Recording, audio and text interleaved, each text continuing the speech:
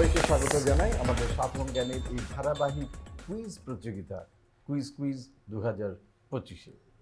Quiz 2025-এ অংশ নেবার জন্য আজ ঢাকার বাইরে থেকে দুটো প্রখ্যাত স্কুল আমাদের স্টুডিওতে হাজির। তো চলুন আমাদের অনুষ্ঠান নিয়ে কথা বলার আগে আমাদের কোন দুদল প্রতিযোগী ঢাকার বাইরে থেকে এলো তাদের সাথে আপনাদের পরিচয়টা আগে করিয়ে দিই। বিশাখা হোসেন, মুকুল নিকেতন উচ্চ বিদ্যালয়, ময়মনসিংহ, 10ম শ্রেণী। সিদ্ধাতুল মুনতাহা জাকিয়া, মুকুল নিকেতন উচ্চ বিদ্যালয়, ময়মনসিংহ, 8ম শ্রেণী। মোহাম্মদ আরাফাত হুসাইন চয়ন, 10ম শ্রেণী, জামালপুর জেলা school. K M Afnan Samid, Jamalpur জেলা স্কুল, 10ম শ্রেণী। পরিচয় পেয়ে গেলেন একদিকে মুকুল নিকেতন উচ্চ বিদ্যালয় ময়মনসিংহ এবং আরেকদিকে জামালপুর জেলা স্কুল জামালপুর। আপনাদের দুদলকেই ধন্যবাদ, অভিনন্দন যে এত দূর থেকে এসছেন আমাদের কুইজে অংশ নেবার জন্য। শুরুতেই আপনাদের জানিয়ে দিই যে আমাদের কুইজের নিয়মাবলী কি আপনারা জানেন, তারপরেও একবার বলে দিলে ভালো।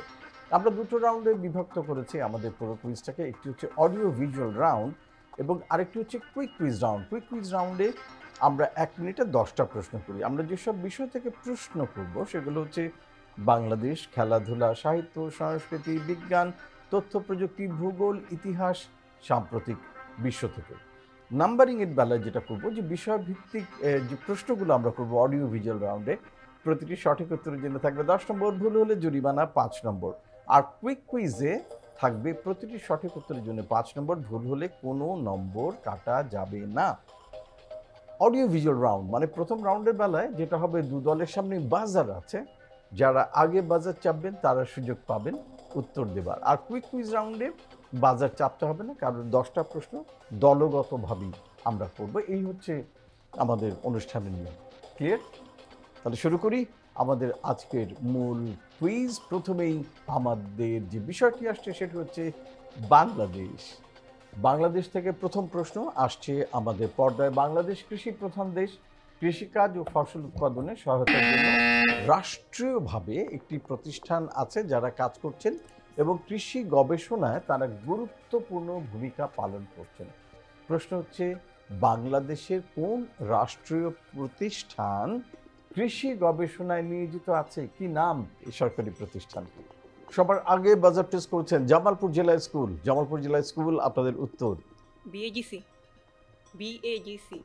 বিএডিসি কি হয় বাংলাদেশ বিএডিসিতে? Bangladesh agricultural development corporation. Bangladesh agricultural development corporation. সেটি একটি রাষ্ট্রীয় প্রতিষ্ঠান যারা কাজ করে কৃষি নিয়ে, কিন্তু এরা গবেষণা করে, রিসার্চ করে। বাংলাদেশ কৃষি গবেষণা কেন্দ্র। বাংলাদেশ কৃষি গবেষণা কেন্দ্র।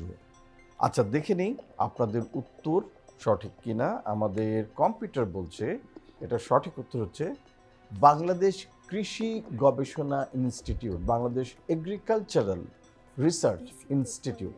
আপনারা মোটামুটি যেহেতু কাছাকাছি বলেছেন, ধরে নিচ্ছি আপনাদের উত্তর সঠিক। 10 নম্বর আপনাদের দলের খাতায়। ভেরি ওয়েল ডান জামালপুর জেলা স্কুল। বাংলাদেশ কৃষি গবেষণা ইনস্টিটিউট হচ্ছে বাংলাদেশের সর্ববৃহৎ একটি গবেষণা প্রতিষ্ঠান, যাদের 205টিরও বেশি কৃষি বিষয়ক ফসল যেগুলো রয়েছে সে বিষয়ে তারা গবেষণা কার্যক্রম পরিচালনা করে। এই বিএআরআই বা Bangladesh agricultural research institute, Bangladesh কৃষি গবেষণা ইনস্টিটিউট, এটি হচ্ছে জয়দেবপুর গাজীপুরে এটি অবস্থিত। ভেরি ওয়েল ডান জামালপুর। 10 নম্বর চলে গেল আপনাদের দলের খাতায়। দেখে নিই আমাদের পরের প্রশ্ন কি থাকছে বাংলাদেশ বিভাগে। পরের প্রশ্ন আসছে পর্দায়। 1952 সালে ভাষা আন্দোলনের সময় বাংলাকে পাকিস্তানের রাষ্ট্রভাষা হিসেবে প্রতিষ্ঠা করার দাবি জানানো হয়। এই আন্দোলনে পুলিশের গুলিতে শহীদদের সম্মানে এই ভাস্কর্যটি নির্মাণ করা হয়েছে। প্রশ্ন হচ্ছে যে এই ভাস্কর্যটির নাম কি? 4টি অপশন আছে। প্রথম অপশন ভাষার কথা, দ্বিতীয় অপশন ভাষার স্বাধীনতা, তৃতীয় অপশন মোদের আশা, চতুর্থ অপশন মোদের গরম। প্রথমেই বাজার প্রেস করেছেন মুকুল নিকেতন উচ্চ বিদ্যালয় ময়মনসিংহ। আপনাদের উত্তর মোদের গরম। ঘ মোদের গরম। এটি হচ্ছে এই ভাস্কর্যের নাম। ভাষার কথা না, ভাষার স্বাধীনতাও না, মোদের আশাও না, মোদের গরম। শিওর? বলে রাখি উত্তর ভুল হলে কিন্তু জরিমানা হয়ে যাবে 5 নম্বর। ঠিক আছে, জি রিস্ক নিতে রাজি? জি আচ্ছা, দেখি রিস্ক নেওয়ার পরে কি দাঁড়ায়। মুকুল নিকেতন উচ্চ বিদ্যালয় ময়মনসিংহ তারা কি 10 নম্বর পাবেন নাকি শুরুতেই জরিমানা দিবেন 5? আমাদের কম্পিউটার বলছে সঠিক উত্তর হচ্ছে মোদের গৌরব। Absolutely right, very well done. Mukul Niketan উচ্চ বিদ্যালয় ময়মনসিংহ মোদের গৌরব এই ভাস্কর্যটির নাম নির্মাণ করেছেন বিখ্যাত ভাস্কর শিল্পী অখিল পাল। এখানে ভাষা শহীদ আব্দুস সালাম, রফিকুদ্দিন আহমেদ, আব্দুল জব্বার, শফিউর রহমান এবং আবুল বরকত তাদের ধাতব মূর্তি রয়েছে এবং ভাষা আন্দোলনের সাথে সম্পৃক্ত বিভিন্ন ঘটনার মোটিভ এখানে আঁকা হয়েছে এবং দুপাশেই টেরাকোটা নকশা রয়েছে। মোদের গৌরব, ভেরি ওয়েল ডান। 10 নম্বর চলে গেল মুকুল নিকেতন উচ্চ বিদ্যালয়ের খাতায়। চলে যাব আমাদের পরের বিভাগে। ইতিহাস থেকে প্রথম প্রশ্ন। এটি একটি প্রাচীন সভ্যতা, যেই সভ্যতায় কিউনিফর্ম লিখন পদ্ধতি প্রচলিত হয়েছিল এবং চাকা, সেই প্রথম এই সভ্যতায় চাকা তৈরি হলো, যেটার মাধ্যমে যে কোনো জিনিস সহজে এক জায়গা থেকে আরেক জায়গায় নিয়ে যাওয়া যেত। প্রশ্ন হচ্ছে যে কোন প্রাচীন সভ্যতায় এই দুটো গুরুত্বপূর্ণ আবিষ্কার আমরা দেখতে পেয়েছি? মুকুল নিকেতন উচ্চ বিদ্যালয় ময়মনসিংহ সুমেরীয় সভ্যতা। সুমেরীয় সভ্যতায় জি শিওর? জি সঠিক হলে 10 নম্বর, ভুল হলে জরিমানা 5। আপনাদের উত্তর সুমেরীয় সভ্যতা একেবারে সঠিক, very well done. Mukul Niketan উচ্চ বিদ্যালয় সুমেরীয় সভ্যতা মেসোপটেমিয়া, জি বর্তমান যেটা আধুনিক ইরাক, ইরাক। সেখানে অবস্থিত এই সুমেরীয়দের কিউনিফর্ম লিখন এবং চাকা সহ বিভিন্ন উদ্ভাবনের তাদের কৃতিত্ব দেওয়া হয় এবং পরবর্তী যে সভ্যতাগুলো এসছে তারা কিন্তু এই চাকা আবিষ্কার তাদের সভ্যতাকে এগিয়ে নিয়ে যেতে অনেক বড় সাহায্য করেছিল। সুমেরীয় সভ্যতা, ভেরি গুড। ক্লাস 10 মুকুল নিকেতন উচ্চ বিদ্যালয় ইতিহাস বিভাগ থেকে দ্বিতীয় প্রশ্ন। দেখি কি থাকছে আমাদের ইতিহাস বিভাগে। পরের প্রশ্ন দেখতে পাচ্ছি একজন প্রশাসককে তার আমলে অভ্যন্তরীণ এবং বহির্বাণিজ্যে বাংলার প্রভূত উন্নতি সাধিত হয়। আরব, পারস্য ও আর্মেনীয় ব্যবসায়ীরা বাংলায় বেশ সক্রিয় ছিলেন। 1700 শতক থেকে ইউরোপীয় কোম্পানিগুলি বাংলায় উৎপাদিত সুতা, রেশম এবং তা থেকে বস্ত্র সামগ্রী ক্রয় শুরু করে। তিনি বাংলায় নবাবী শাসনের প্রতিষ্ঠাতা, নবাব। 1717 খ্রিস্টাব্দে তিনি প্রাদেশিক রাজধানী ঢাকা থেকে মুর্শিদাবাদে স্থানান্তর করেন। আমরা কার কথা বলছি? আমাদের বাংলার ইতিহাসে অত্যন্ত গুরুত্বপূর্ণ ব্যক্তি। আমাদের ইতিহাস বইতে তার কথা লেখা আছে। ইতিহাস বই থেকে আমরা এই তথ্যটা নিয়েছি। দু দলের কেউই খুব একটা বেশি মনে হচ্ছে না সাড়া দিচ্ছেন, তো দেখে নিই। আমাদের কম্পিউটারের কাছে যাই, কম্পিউটার কি বলে। আচ্ছা, কম্পিউটার যেটা করেছে 4টি অপশন দিয়েছে। অপশন 1 মির্জুমলা, অপশন 2 মুর্শিদ কুলি খান, অপশন 3 টোডরমল, অপশন 4 শাহ সুজা। দু দলই বাজার প্রেস করেছেন। প্রথমে মুকুল নিকেতন উচ্চ বিদ্যালয় ময়মনসিংহ মুর্শিদ কুলি খান। মুর্শিদ কুলি খান, অপশন 2 জি বলছেন মুকুল নিকেতন উচ্চ বিদ্যালয় ময়মনসিংহ। সুযোগ একই সঙ্গে জামালপুর জেলা স্কুল, জামালপুরের জন্য।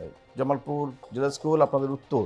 অপশন 2 মুর্শিদ কুলি খানি বলতে চাই। আপনারা মুর্শিদ কুলি খানি বলতে চান, যে মাইনাস হলে দুই দলই মাইনাস, হ্যাঁ প্লাস হলে দু দলই প্লাস। জি। আচ্ছা, ঠিক আছে, ভেরি স্মার্ট প্লে। আমরা একটা সুযোগ দিলাম জামালপুর স্কুলকে তাদের উত্তর করার জন্য। দেখা যাক দু দলই -5 হন নাকি +10 হন। আমাদের কম্পিউটার বলছে 1717 সালে যিনি প্রাদেশিক রাজধানী ঢাকা থেকে মুর্শিদাবাদে স্থানান্তর করেছিলেন তিনি হচ্ছেন Murshid Quli Khan. Very well done. Credit goes to Mukul Niketan উচ্চ বিদ্যালয়, তারাই প্রথমে সঠিক উত্তরটা দিয়েছেন। মুর্শিদ কুলি খান সাফল্যের সঙ্গে তিনি দায়িত্ব পালন শেষে 1727 সালে 30 জুন তার মৃত্যু হয়। দু দলই পেয়ে যাচ্ছেন 10 নম্বর করে। তো চলে যাই আমাদের পরের বিভাগে। পরের বিষয় বিজ্ঞান ও প্রযুক্তি। বিজ্ঞান ও প্রযুক্তি থেকে প্রথম প্রশ্ন অ্যালবার্ট আইনস্টাইনকে নিয়ে। অ্যালবার্ট আইনস্টাইন আধুনিক পদার্থ বিজ্ঞানের জনক হিসেবে পরিচিত, বিশেষ করে তার আপেক্ষিকতা তত্ত্বের জন্য। তিনি 1905 সালে তার বিখ্যাত সূত্র ইএমসি স্কোয়ার প্রদান করেন, যা ভর শক্তির সমতুল্য প্রকাশ করে। আইনস্টাইনের আপেক্ষিকতা তত্ত্ব মহাকাশ, সময় এবং মাধ্যাকর্ষণের মধ্যে সম্পর্ক ব্যাখ্যা করে এবং পদার্থবিজ্ঞানের যে প্রচলিত ধ্যান ধারণা ছিল সেগুলো পরিবর্তন করে দেয়। প্রশ্ন হচ্ছে 1921 সালে অ্যালবার্ট আইনস্টাইন নোবেল পুরস্কার লাভ করেন। প্রশ্ন হচ্ছে ঠিক কোন কারণে 1921 সালে অ্যালবার্ট আইনস্টাইনকে নোবেল দেয়া হয়েছিল? জামালপুর জেলা স্কুল। আলোক তড়িৎ ক্রিয়া সম্পর্কিত একটি দিয়েছিলেন। আলোক তড়িৎ সম্পর্কীয় একটি সূত্র তিনি দিয়েছিলেন, সেজন্য তাকে নোবেল দেয়া হয় বলছেন আমাদের জামালপুর জেলা স্কুল। শিওর এটাই উত্তর?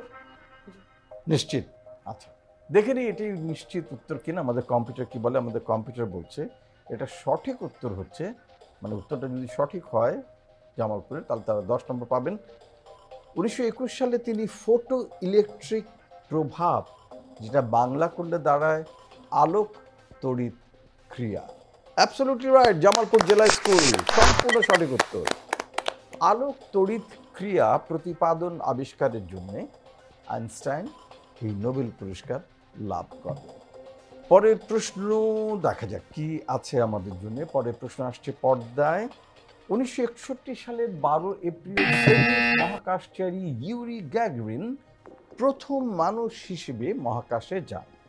তিনি যে মহাকাশযানে করে পৃথিবীর কক্ষপথে প্রদক্ষিণ করেন, সেটা প্রায় 108 মিনিট সময় নেয়।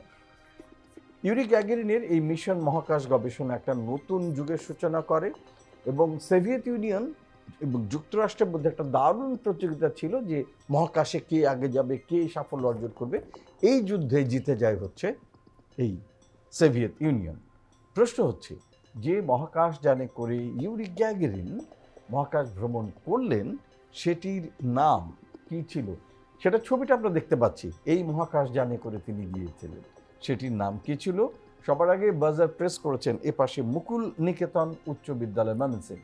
ভোস্টক 1। ভোস্টক 1 কোথায় পড়েছেন? ভোস্টক 1 জিকে বই পড়া হয়েছিল। জেনারেল নলেজ বইতে পড়েছেন। দেখি আমাদের কম্পিউটার কি বলছে। উত্তর সঠিক হলে 10 নম্বর, ভুল হলে জরিমানা 5। কম্পিউটার বলছে উত্তর ভুল।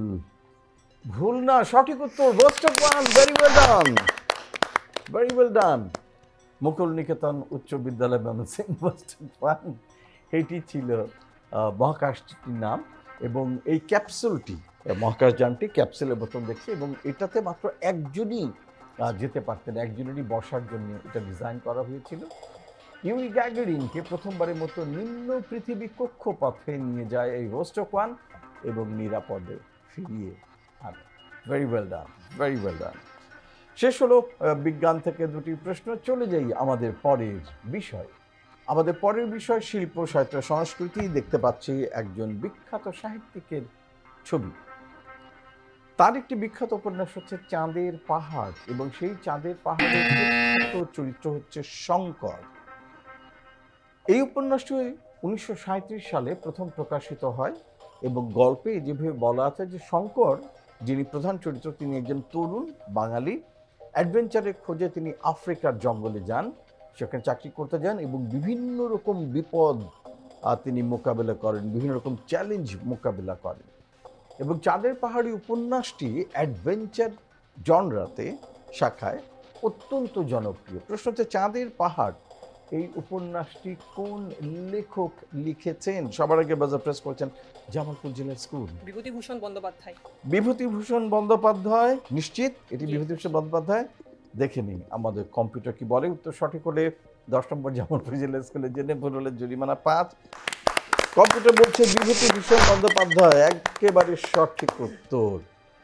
আমরা দেখে নিই শিল্প সাহিত্য থেকে পরের প্রশ্ন কি আসছে আমাদের জন্য। আমাদের পরের প্রশ্ন দেখতে পাচ্ছি একজন বিখ্যাত মানুষকে। 1972 সালের 16 ডিসেম্বর বিজয় দিবসে ঢাকা শহর থেকে 25 কিলোমিটার দূরে ঢাকা আরিচা মহাসড়কের পাশে নবীনগরে একটি স্তম্ভের ভিত্তিপ্রস্তর স্থাপন করা হয়, যা আমাদের স্বাধীনতার স্তম্ভ, জাতীয় স্মৃতিসৌধ।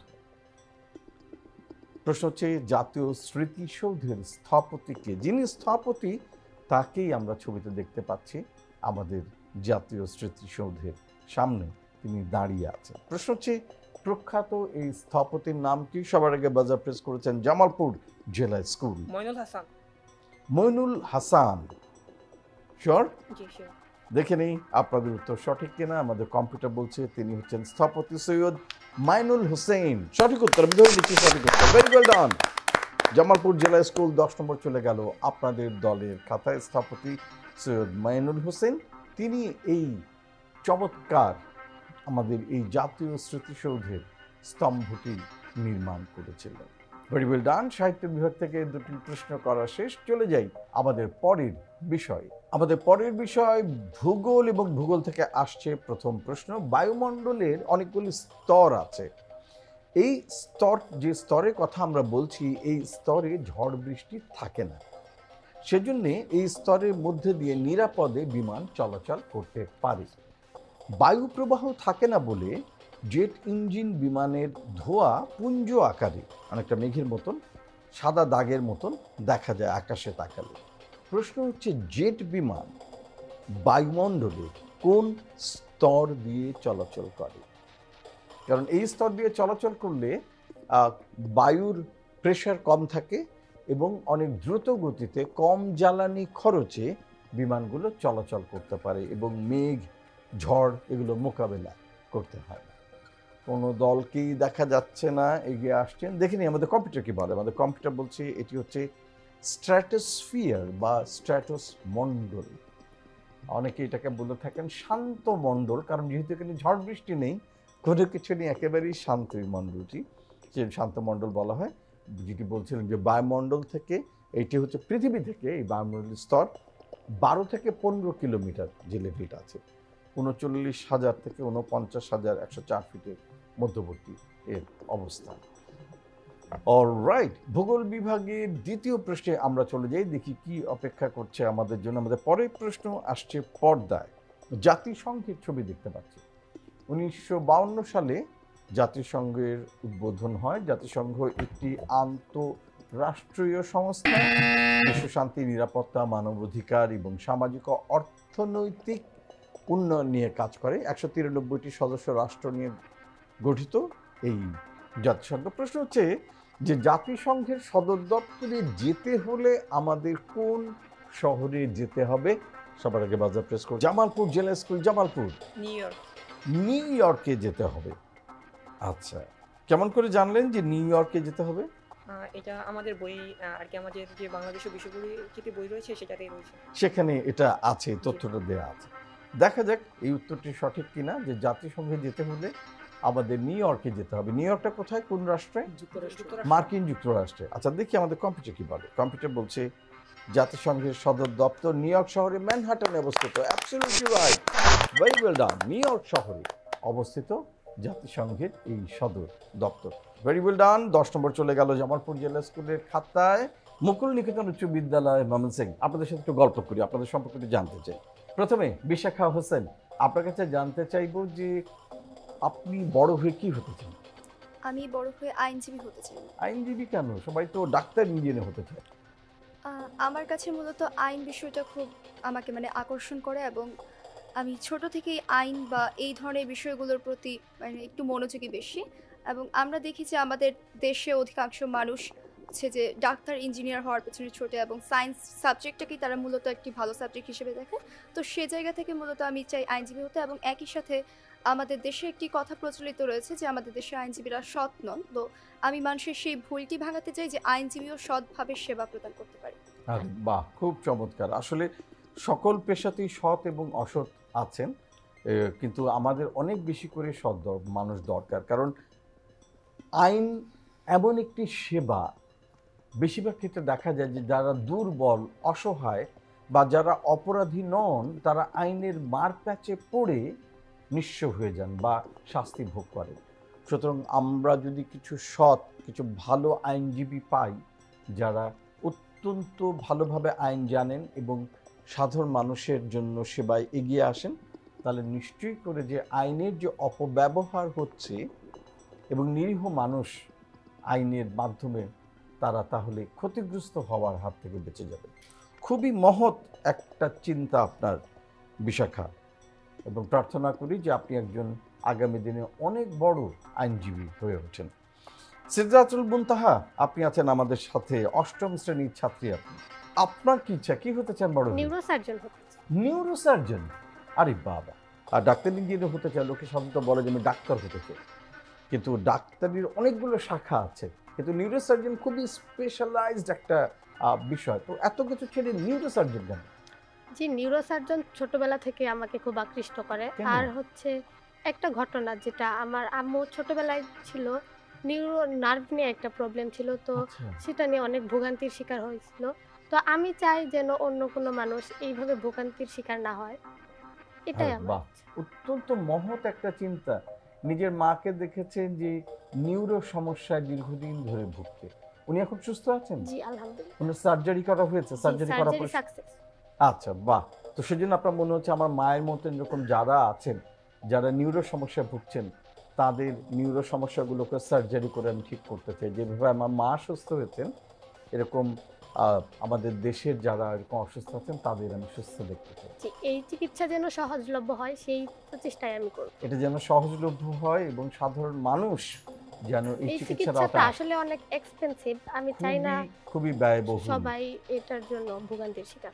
এটা যেন ব্যয়বহুল না থাকে, এটা যেন তারা সহজে তারা এই সেবাটা নিতে পারেন, সেজন্য আপনার চেষ্টা থাকবে। জি, আপনার এই মহৎ উদ্দেশ্যের প্রতি আমাদের সমর্থন রইল, অনেক দোয়া রইল আপনার জন্য। এবং আপনাদের মতন যারা আছেন, এরকম মহান চিন্তা ভাবনা করছেন, আগামী বাংলাদেশকে আপনারাই নির্মাণ করবেন, আপনারাই এগিয়ে নিয়ে যাবেন। একটা সৎ, যোগ্য এবং আনন্দময় একটা দেশে আপনারাই রূপান্তর করবেন। আপনারাই আমাদের শক্তি। এবারে জামালপুর জেলা স্কুল, প্রথমেই আরাফাত হোসেন, আপনার কাছে জানতে চাই আপনার ভবিষ্যতের স্বপ্ন কি? আমি বড় হয়ে একজন শিক্ষক হতে চাই। শিক্ষক হতে চান? আচ্ছা, খুব কম মানুষই তো শিক্ষক হতে চায়। তো আপনার শিক্ষক হবার ইচ্ছেটা জাগলো কেন? আমি আমার যে ব্যক্তিগতভাবে আমার স্বপ্ন হচ্ছে এই বাংলাদেশকে একটি সুখী সমৃদ্ধ রাষ্ট্র হিসেবে বিনির্মাণে সামনের দিক থেকে নেতৃত্ব দেওয়া। আর আমার এক্ষেত্রে মনে হয়েছে একটি জাতি গঠনের অগ্রদূত হিসেবে আমার কাছে শিক্ষকতা পেশাটাকেই সর্বাধিক গ্রহণযোগ্য মনে হয়েছে। আরে বাহ, খুবই খুবই মহৎ একটা চিন্তা। এবং আপনি যেটা বলেছেন যে একটা সুন্দর বাংলাদেশ বিনির্মাণে সবার আগে একজন ভালো শিক্ষক চাই, এটা যে কত বড় সত্যি কথা, সেটা আমরা উন্নত বিশ্বের দিকে তাকালে দেখতে পাই। সেখানে যারা প্রাথমিক বিদ্যালয়ের শিক্ষক, মানে যেখানে গিয়ে হাতে খড়ি হয় বাচ্চাদের, সেই যে শিক্ষকরা থাকেন তারা সবচেয়ে বেশি সম্মানিত সমাজে। কেবল যে সম্মান দেওয়া হয় তা না, আর্থিকভাবেও তারা সবচেয়ে বেশি প্রণোদনা পান, সবচেয়ে বেশি বেতন দেওয়া হয় প্রাথমিক শিক্ষকদের। অনেক সময় দেখা যায় ইউনিভার্সিটি প্রফেসররাও এত বেতন পান না, এত সরকারি সুযোগ সুবিধা পান না যেটা একটা প্রাথমিক শিক্ষক পান। কারণ একজন শিশুর ভিত গড়ে দিতে পারেন একজন ভালো প্রাথমিক শিক্ষক। তিনি নির্ধারণ করে দিতে পারেন একটি শিশুর উজ্জ্বল ভবিষ্যৎ। সেজন্য আমাদের খুব ভালো শিক্ষক পাওয়া, যারা একটা বাংলাদেশ বিনির্মাণ করতে চায়, সুন্দর বাংলাদেশ, সেটার জন্য খুব খুব জরুরি। আশা করি যে আমাদের দেশেও আমরা নিশ্চয়ই আগামীতে সমর্থ হব শিক্ষকদেরকে সর্বোচ্চ সম্মান দেবার, সর্বোচ্চ অনুপ্রেরণা দেবার এবং তাদের প্রয়োজনীয় সাপোর্ট দেবার।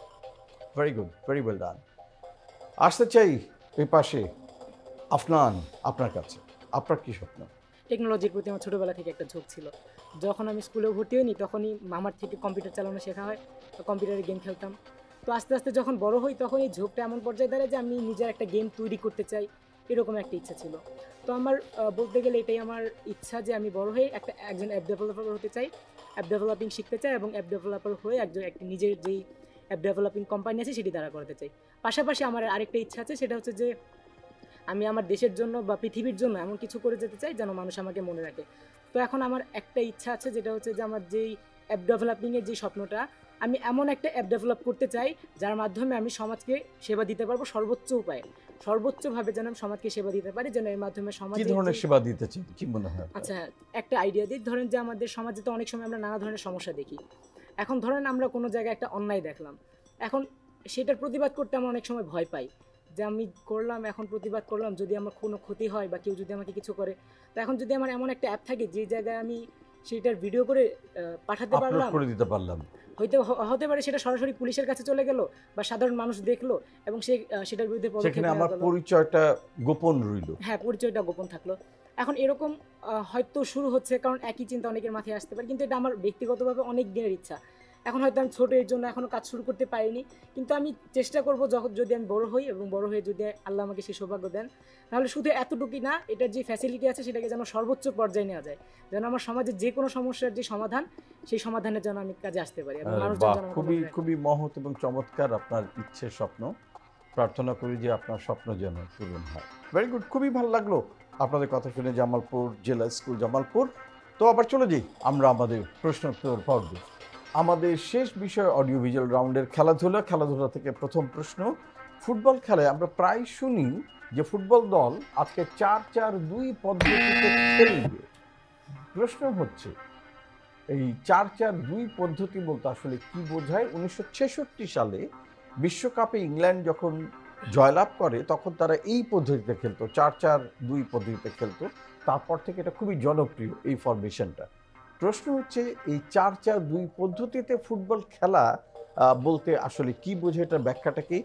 সবার আগে ছেলেরা যারা ফুটবল খেলায় উস্তাদ তারা এটা সম্পর্কে বেশি জানে মনে হচ্ছে। জামালপুর জেলা স্কুল। এটা হচ্ছে মূলত যে 4-4-2, অর্থাৎ 4 জন ডিফেন্ডার, 4 জন মিডফিল্ডার এবং 2 জন অ্যাটাকার থাকবে। এর আচ্ছা, মধ্যে 4 জন মিডফিল্ডারের মধ্যে 2 জন ডিফেন্সিভ মিডফিল্ডার এবং 2 জন অ্যাটাকিং মিডফিল্ডার এবং 2 জন স্ট্রাইকার। এবং 2 জন স্ট্রাইকার থাকবেন। তার মানে 4 জন থাকবেন হচ্ছে প্রতিরক্ষা করবেন, 4 জন মিডফিল্ডে মধ্যভাগে খেলবেন এবং 2 জন স্ট্রাইকার হিসেবে খেলবেন। আচ্ছা, দেখে নিই আমাদের কম্পিউটার কি বলে। আমাদের কম্পিউটার বলছে 4-4-2 ফরমেশন, প্রতিরক্ষা আক্রমণ একটা ভারসাম্য। এতে 4 জন ডিফেন্ডার, 4 জন মিডফিল্ডার এবং 2 জন স্ট্রাইকার ব্যবহার করে এই খেলাটা খেলা হয়। ভেরি ওয়েল ডান জামালপুর জেলা স্কুল। তো আপনারা কোন ফরমেশনে খেলেন? ফলস 9। আচ্ছা, সেটা কি জিনিস? এটাতে হচ্ছে যে 4 জন ডিফেন্ডার থাকবেন, 3 জন মিডফিল্ডার এবং 3 জন অ্যাটাকার। এখন 3 জন অ্যাটাকার থাকবে, এর ভিতর যে সেন্টার ফরওয়ার্ড হচ্ছে স্ট্রাইকে না খেলে একটু মিডফিল্ডের সাথে নেমে এসে মিডফিল্ডের সাথে কানেক্ট করে খেলবেন। আচ্ছা, ভেরি গুড। এখন অনেক ধরনের ফরমেশন নিয়ে খেলাধুলা হয়। ইউরোপিয়ান লিগে আমরা দেখেছি যে সবাই চেষ্টা করে যখন খেলা হয় সবাই সামনে চলে যায়। অনেক সময় গোলকিপারও দেখা যায় যে মাঝ মাঠে চলে যাচ্ছে খেলার জন্য। সুতরাং ফরমেশনগুলি খুবই ইন্টারেস্টিং। এটা অনেকটা ডিফেন্সিভ মোডে যারা খেলেন তারা চান যে ভাই যেন কোনো গোল করতে না পারি, অন্তত যেন গোল না খাই। তারা এই স্ট্র্যাটেজিটা অনেক বেশি ফলো করেন। আবার যারা অনেক বেশি অ্যাটাকিং মোডে খেলেন তারা আপনি যে ফরমেশনের কথা বলছেন বা 4-3-3 এই পদ্ধতিতে খেলেন। ভেরি ওয়েল ডান। প্রথমেই 10 নম্বর জিতে নিলেন আমাদের জামালপুর জেলা স্কুল। দেখা যাক এরপরে কি দাঁড়ায়। খেলাধুলা বিভাগ থেকে পরে প্রশ্ন আসছে পর্দায়। অলিম্পিকের প্রতীক হচ্ছে যে 5টি আন্তঃজড়িত বৃত্ত একসাথে লাগানো থাকে, যেটা ডিনোট করে বা যা দিয়ে বোঝানো হয় 5টা মহাদেশকে, যে আফ্রিকা, আমেরিকা, এশিয়া, ইউরোপ এবং ওশেনিয়া। এই প্রতীকটি বিশ্বব্যাপী ক্রীড়াবিদদের মধ্যে ঐক্য ও বন্ধুত্বের প্রতীক হিসেবে ব্যবহৃত। 1913 সালে পিয়েরো দা কুবার্তো তিনি এই ডিজাইনের প্রচলন করেন। প্রশ্ন হচ্ছে যে এই যে 5টি রিং আছে, এই 5টি রিংয়ের রং কি কি? আচ্ছা, এবার মেয়েরা আমাদের মুকুল নিকেতন উচ্চ বিদ্যালয়ের ময়মনসিং তারা বাজার প্রেস করেছেন সবার আগে। ইয়েস, আপনাদের উত্তর কালো, কালো, লাল, নীল, সবুজ, সবুজ, হলুদ। হলুদ। 5টা কালার। হ্যাঁ। আরেকটা? কালো, লাল, নীল, সবুজ, হলুদ। ও, কালো, লাল, নীল, সবুজ, সবুজ, হলুদ। হলুদ, এই 5টা রং থাকে, জি তাই তো? জি। দেখে নিই আমাদের কম্পিউটার কি বলছে। অলিম্পিকের প্রতি 5টি রং হচ্ছে নীল, হলুদ, কালো, সবুজ এবং লাল। Absolutely right, very well done, brilliant. আমি ভেবেছিলাম যে আপনারা হয়তো 2-3টা রঙের নাম বলতে পারবেন, 2-3টা রঙের নাম বলতে পারলেও আমি নিয়ে নিতাম, কিন্তু আপনারা 5টাই একেবারে সঠিক বলেছেন। Very well done, very very well done Mukul Niketan উচ্চ বিদ্যালয় ময়মনসিং, এবং পুরো 10 নম্বর আপনাদের দলের খাতায়। এর সাথে সাথেই শেষ হয়ে গেল আমাদের অডিও ভিজুয়াল রাউন্ড। এবারে চলে যাব আমাদের এক্সাইটিং রাউন্ডে, যেখানে থাকবে 1 মিনিট সময়, এবং 1 মিনিট সময়ের মধ্যে আমরা করব 10টি প্রশ্ন প্রতিটি সঠিক উত্তরের জন্য থাকবে 5 নম্বর, ভুল হলে জরিমানা হবে না। চলুন শুরু করি আমাদের র্যাপিড ফায়ার রাউন্ড কুইক কুইজের প্রথম প্রশ্ন নিয়ে আমরা আসব জামালপুর জেলা স্কুল আপনাদের কাছে। তৈরি? জামালপুর জেলা স্কুল, আপনাদের 1 মিনিট সময় শুরু হচ্ছে এখন। পর্যায় সারণীতে সবচেয়ে হালকা মৌল কোনটি? হাইড্রোজেন। হাইড্রোজেন। অস্ট্রেলিয়ার রাজধানী কোন শহর? ক্যানবেরা। সৌরজগতের সবচেয়ে উজ্জ্বল গ্রহ? শুক্র। শুক্র। আলোকবর্ষের মাধ্যমে কি মাপা হয়? তো দূরত্ব। রোমান সাম্রাজ্যের প্রধান নগরীর নাম কি? রোমান সাম্রাজ্যের রোম। রোম। আব্রাহাম লিঙ্কন কোন দেশের রাষ্ট্রপতি ছিলেন? মার্কিন যুক্তরাষ্ট্র। মার্কিন যুক্তরাষ্ট্র। বাংলাদেশের হোয়াইট গোল্ড কি? চিংড়ি। চিংড়ি। আইজাক নিউটন কোন দেশে জন্মগ্রহণ করেন? ইংল্যান্ড। কাপ্তাই লেক কোন জেলায় অবস্থিত? রাঙামাটি। রাঙামাটি। সৌরজগতের সবচেয়ে ছোট গ্রহ কোনটি? বুধ। বুধ। পর্যায় সারণীতে সবচেয়ে হালকা মৌল কোনটি? হিলিয়াম। হিলিয়াম। অস্ট্রেলিয়ার রাজধানী কোন শহর? ক্যানবেরা। ক্যানবেরা। সৌরজগতের সবচেয়ে উজ্জ্বল গ্রহ? শুক্র। আলোকবর্ষ এর মাধ্যমে কি মাপা হয়? দূরত্ব। রোমান সাম্রাজ্যের প্রধান নগরীর নাম কি? রোম। আব্রাহাম লিঙ্কন কোন দেশের রাষ্ট্রপতি ছিলেন? মার্কিন যুক্তরাষ্ট্র। বাংলাদেশের হোয়াইট গোল্ড কি? চিংড়ি।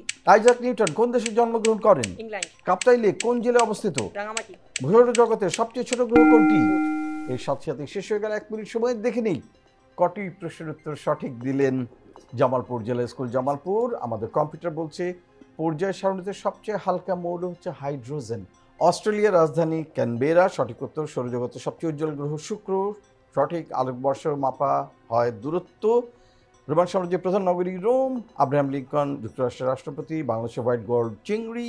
আইজাক নিউটন ইংল্যান্ডে জন্ম নেন। কাপ্তাই লেক রাঙামাটি জেলায়। এবং সৌরজগতের সবচেয়ে ছোট গ্রহ বুধ। প্রায় 10টা প্রশ্নেরই সঠিক উত্তর দিয়ে ফেলেছিলেন, কিন্তু শেষ মুহূর্তে একটি ভুল করায় 9টি প্রশ্নের সঠিক উত্তর আমরা পেয়েছি। অতএব 45 নম্বর পেয়ে যাচ্ছেন জামালপুর জেলা স্কুল। ভেরি ওয়েল ডান।